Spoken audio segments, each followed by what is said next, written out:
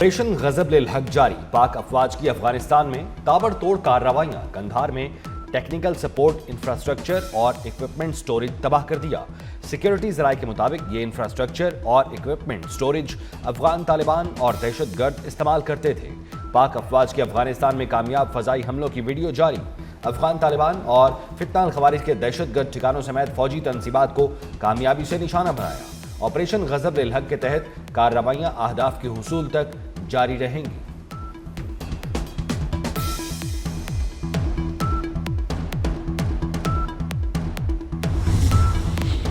भारत अफगानिस्तान की सरजमीन से पाकिस्तान के अंदर दहशतगर्दी को हवा देने से बाज रहे। पाकिस्तान ने खबरदार कर दिया। तर्जुमान दफ्तर खारजा का भारतीय बयान पर सख्त रद्द-ए-अमल वाज़ेह किया। अफगानिस्तान में दहशतगर्द ठिकानों के खिलाफ पाकिस्तान की कार्रवाई जायज़ और दुरुस्त है। भारत अफगानिस्तान की सरजमीन से सरगर्म दहशतगर्दों गिरोहों की परस्त कर रहा है। भारत का बयान मुसक्का खेज, बिलाजवाज और शदीद मुनाफकत पर मबनी है। फितना अल खारिज और फितना अल हिंदुस्तान जैसे गिरोहों की भारतीय सरपरस्ती सब पर आया है। अफगानिस्तान में दहशतगर्द नेटवर्क की तबाही पर भारत की मायूसी काबिल फ़हम है।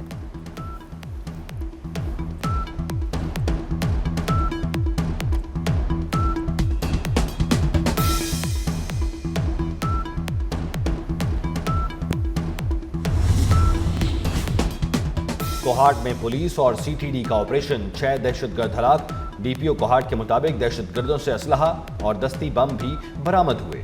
विफाकी वजीर दाखिला का कोहाट में खारजियों के खिलाफ कामयाब ऑपरेशन पर पुलिस और सीटीडी को खिराज तहसीन। कहा, खैबर पख्तूनख्वा पुलिस और सीटीडी के दिलेर जवानों पर फख्र है।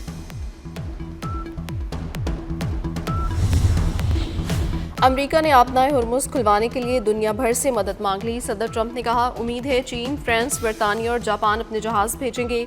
जल्द ही हुर्मुज़ को खुला, महफूज और आज़ाद करवा लें। आपनाए हुर्मुज़ से तेल लेने वाले मुमालिक इस रास्ते की सिक्योरिटी खुद यकीनी बनाएं। मुश्तबा खामनई की मौत की खबर अफवाह हो सकती है। ईरान तनाज़ा ख़त्म करने के लिए डील करना चाहता है। अभी तक ईरान की पेश करदा शराइत अच्छी नहीं। खारक पर मजीद हमले की धमकी देती।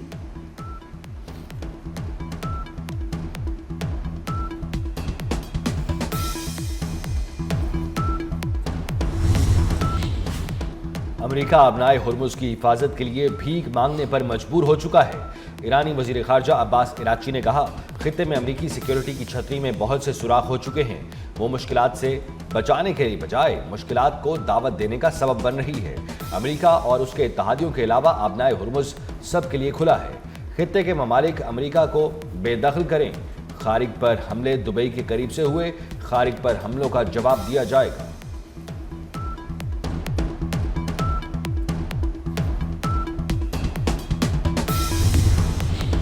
दो हफ्ते से जारी जंग के बावजूद ईरान में सब कुछ मामूल के मुताबिक है। ईरानी सदर मसूद पज़ेश्कियान का एक्स पर बयान में जंग से तबाहशुदा इलाकों को बेहतर अंदाज में तामीर करने के अज़्म का इज़हार। ईरानी सदर ने मजीद कहा, ईरान ने माजी में भी मुश्किल हालात का सामना किया, इस बार भी चैलेंजेस से निकल आएंगे। अवाम के ताउन से मौजूदा सूरत हाल पर काबू पा लिया जाएगा।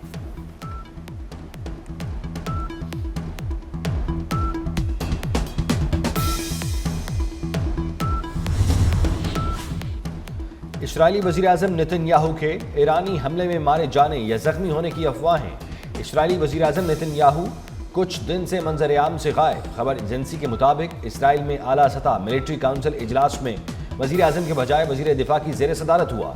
सोशल मीडिया पर इस्राईली वज़ीर-ए-आज़म के खिताब को AI करार दिया जाने लगा। बाद में इस्राईली वज़ीर-ए-आज़म के दफ्तर को नेतन्याहू के जिंदा होने की तस्दीक करना पड़ी।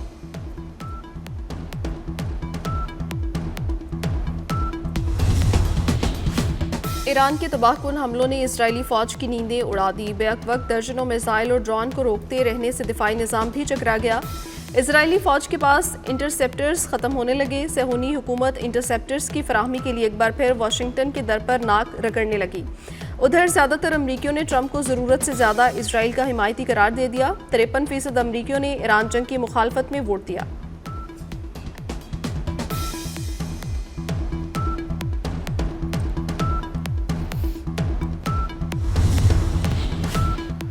इसराइली हमलों में एक और ईरानी आला फौजी कमांडर शहीद। ईरानी फौज ने ब्रिगेडियर जनरल अब्दुल्ला जलाली की शहादत की तस्दीक कर दी।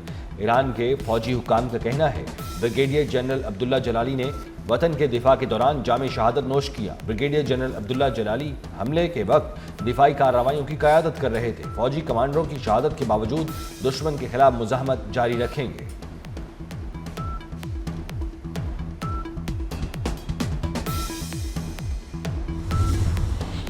खारिज जजीरे पर अमरीकी हमले के लिए मुत्तहिदा अरब अमारात की ज़मीन इस्तेमाल करने का ईरान का इल्ज़ाम। अमारात ने ईरान के इल्ज़ाम को मुस्तरद कर दिया। कहा, तेहरान की पॉलिसी कन्फ्यूजन का शिकार है। अमाराती सदर के सिफारती मशीर अनवर गरगाश कहते हैं, अमारत को दिफा का हक है मगर सिफारतकारी को तरजीह बनाया हुआ है।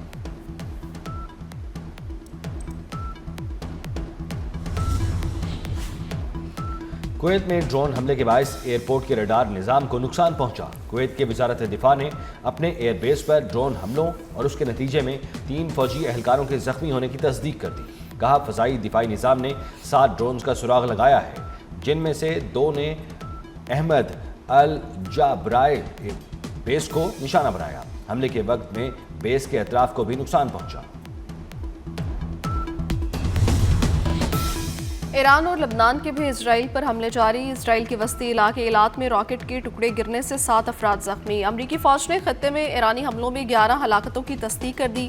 ईरान के हमलों में अब तक 15 इसराइली हलाक, 2000 से ज़ायद जख्मी हो चुके। ईरान के खत्ते के ममालिक पर हमलों में यूएई में 6, सऊदी अरब में 2, इराक में 26, कुवैत में 6, ओमान में 3, बहरीन में 2 अफराद जाँ बहक हुए।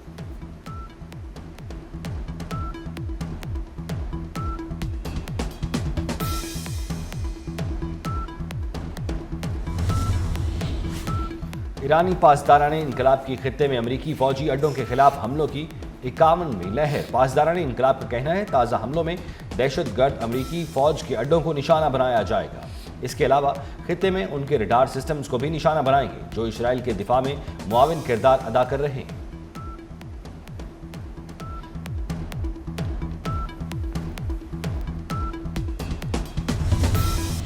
अमरीका, इसराइल और ईरान के दरमियान घमासान की जंग। अमरीका और इसराइल के ईरान पर ताज़ा हमलों में 15 शहरी शहीद। सूबा कुर्दिस्तान में 112 अफराद शहीद। हमलों में 969 अफराद जख्मी हुए। बमबारी से तबाह होने वाली इमारतों की तादाद 43,000 से तजावुज़ कर गई। 36,500 से ज़ायद रिहायशी इमारतें तबाह हुई। सिर्फ तेहरान में 10,000 से ज़ायद इमारतों को निशाना बनाया गया। 28 फरवरी से ईरान पर हमलों में 1,444 ईरानी शहीद, 18,551 जख्मी हो चुके।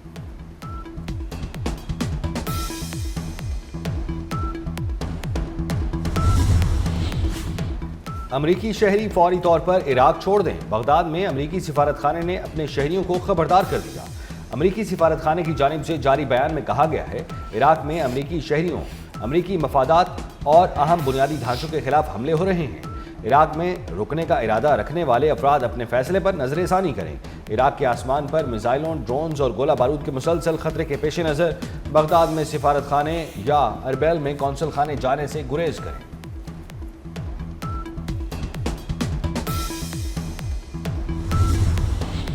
स्विट्जरलैंड का 2 अमरीकी फौजी परवाज़ों को फ़ज़ाई हुदूद इस्तेमाल करने की इजाज़त देने से इनकार। स्विस हुकाम का कहना है, गैर जानिबदारी कानून के तहत जंग से मुतालिक फ़ौजी परवाज़ों की इजाज़त नहीं, सिर्फ इंसानी और तिबी इमदाद से मुतालिक परवाज़ों को इजाज़त दी जा सकती है।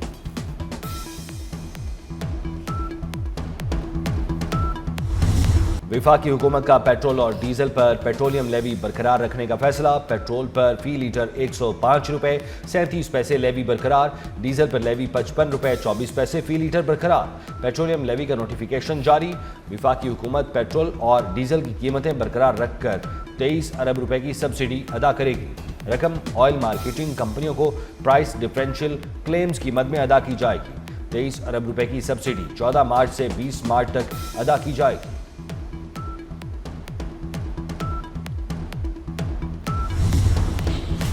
दुनिया भर में मुसलमानों के खिलाफ नफरत और तासुब के खात्मे की ज़रूरत है। सदर मुमलिकत आसिफ अली जरदारी का इस्लामोफोबिया के तदारुक के आलमी दिन पर पैगाम। कहा, इस्लाम अमन, हमदर्दी और इंसाफ का दीन है।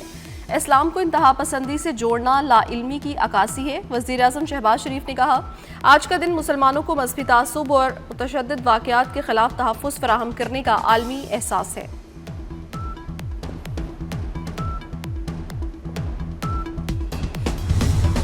बारिशें बरसाने वाला मगरबी हवाओं का सिस्टम मुल्क में दाखिल। इस्लामाबाद और गिरदोनवाह में बादलों की घनगर्ज।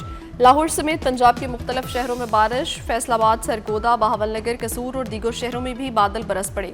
मौसम खुशगवार हो गया। खैबर पख्तूनख्वा, कश्मीर और गिलगित बल्तिस्तान में भी आज बारिश का इम्कान। महकमे मौसमियात के मुताबिक बारिशों का सिलसिला कल तक जारी रहेगा।